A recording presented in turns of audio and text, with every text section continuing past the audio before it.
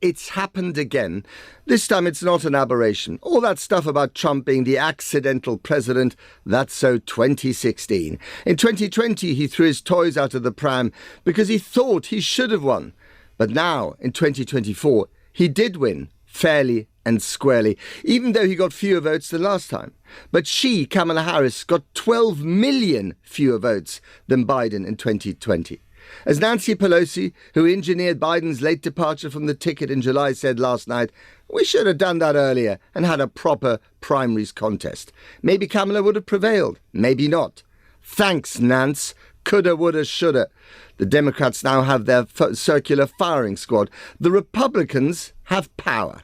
And Mar-a-Lago is a billionaire's job fair, with loyalists flying in on private jets and vying for those jobs. In fact, much of the world is now a Mar-a-Lago, with leaders working out what gets them into the club of Trump's favour.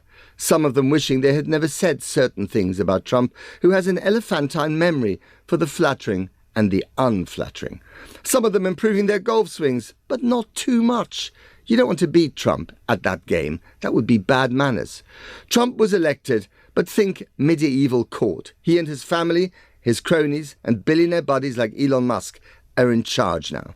Susie Wiles, his campaign manager, nicknamed the Ice Maiden, is chief of staff. She grew up with a sports star turned alcoholic dad. She knows how to handle difficult men. It could come in very handy. We've got lots of things to unpack this morning. We're going to speak to a former chief of staff of Trump. We're going to speak to Republicans, to Democrats, to people in the middle, analysts. How did this happen? What should happen now? To the Democrats, to power, to the Republicans, to international relations. My goodness, there's an awful lot to unpeel. Let's start with Professor Sarah Churchwell, Chair of Public Humanities at the University of London. Good morning, Sarah. Morning. You sound sort of downcast from that one word. How are you feeling? Yeah, no, downcast would be a word for it. Look, there are a lot of people, as you say, Kamala lost 12 million of Biden's votes, but still 70 million Americans voted for her. And that's, more than the current population of France, right? So there is an entire nation's worth of people who are extremely distraught at this outcome. And dare I say, there are a lot of people around the world who are distraught at this outcome. I know that because they've been in touch with me. And I think you outlined beautifully in your introduction why people are so concerned.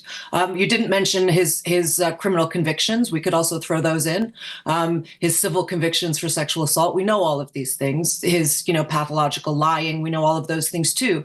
And now, as you say, this man is in charge and all of the power brokers in the world are currying favor with him. And it's a very, very concerning situation to find ourselves in, not just for the United States, but in my view, very clearly globally.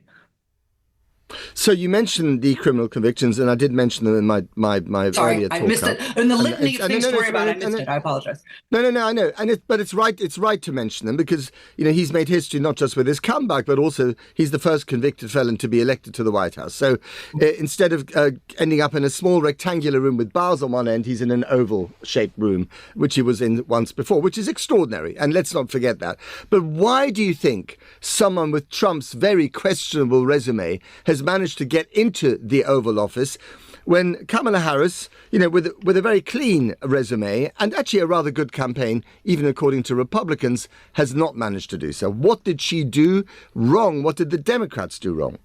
Well, I think there were a couple of things. I think the Democrats did something wrong and the Republicans did something, pragmatically right, but morally wrong, which is they flooded the media sphere with misinformation. And that was led by Trump.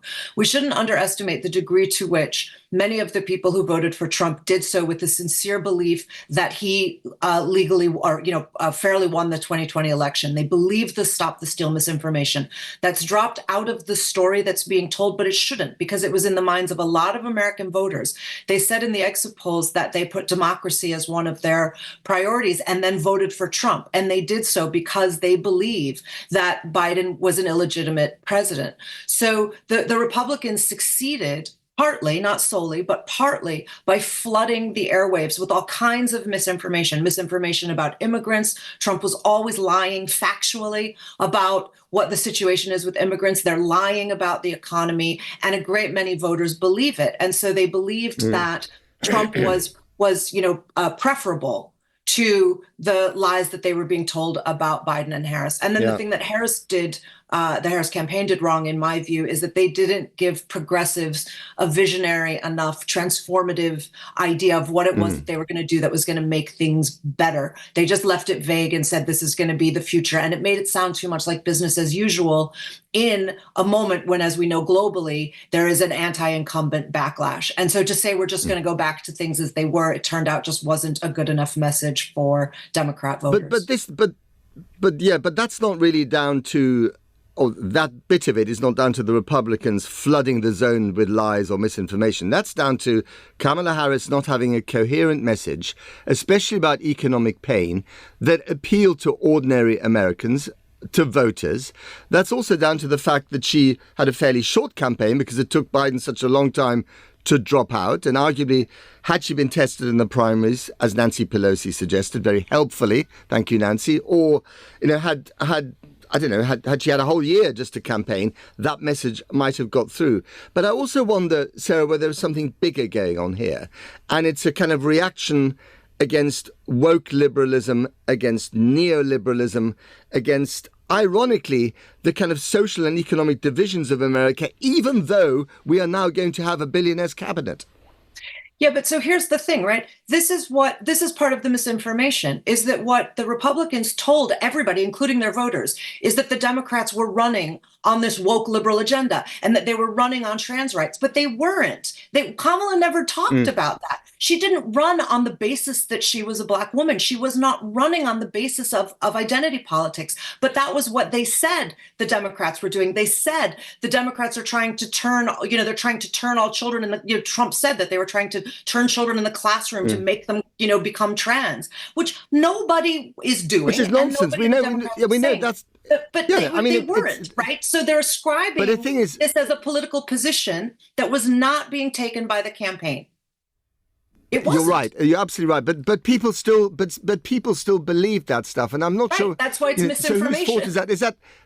Is that the fault of the propagandists, or is it the fault of the people who are believing the propaganda? Well, it's not about casting blame. It's saying misinformation works. So that is part of the strand of misinformation, is that people were told that the Democrats were campaigning on planks that they were factually not campaigning on, that Kamala never mentioned in any of her speeches or her interviews. They weren't doing it. So it's just not true. But the other problem is that but she also tried to do something which is very difficult to do, which she tried to be an agent of change. And of course, demographically, she certainly was. But also she had to sort of defend incumbency, which, as you've pointed out earlier, is a very difficult thing to do these days. And you can't really be both. Yeah. And she never found the language to distance herself from Biden sufficiently.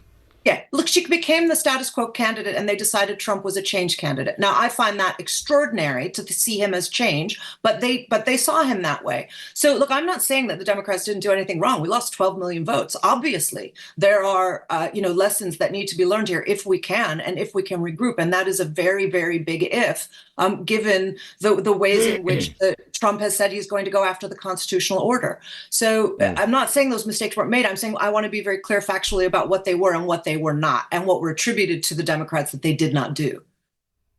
Okay, I know you've got to go, Sarah, so one final question to you. What's your biggest hope and fear for the Democrats now, and what's your biggest hope and fear for your country, for America? Well, my hopes are pretty dimmed right now. My fears are that Trump will do all of the things he said he was going to do in his speeches, which includes suspending the Constitution, being a dictator from day one, turning the military on Americans, rounding up, encamping and deporting 20 million people, denaturalizing people. I can go on and on and on, dismantling the federal government. These are all things that were said. These are not my paranoid fears. These are all things that they said they were going to do. I'm afraid that he's going to turn America into an Orban-style democracy and that he's going to sell it for parts. I'm not just afraid of that. I know that's exactly what he's going to do. That's very clear. It's just about how much resistance the Democrats will be able to muster from, at best, a slim House majority if we can hang on to that. And that's not enough power to stop them, especially with the Supreme Court on their side. Okay, and briefly, the Democrats, what should they be doing now once the blame game is over? I mean, they have to rebuild, right? And it may be that this actually decimates the Democratic Party as we know it, and that it has to rethink itself. I think this loss is profound, and it will take time to reckon with that and to see what it looks like. But I think very clearly, business as usual for the Democrat Party is a losing proposition, and if they want to regain power, they're going to have to really redefine themselves, I think.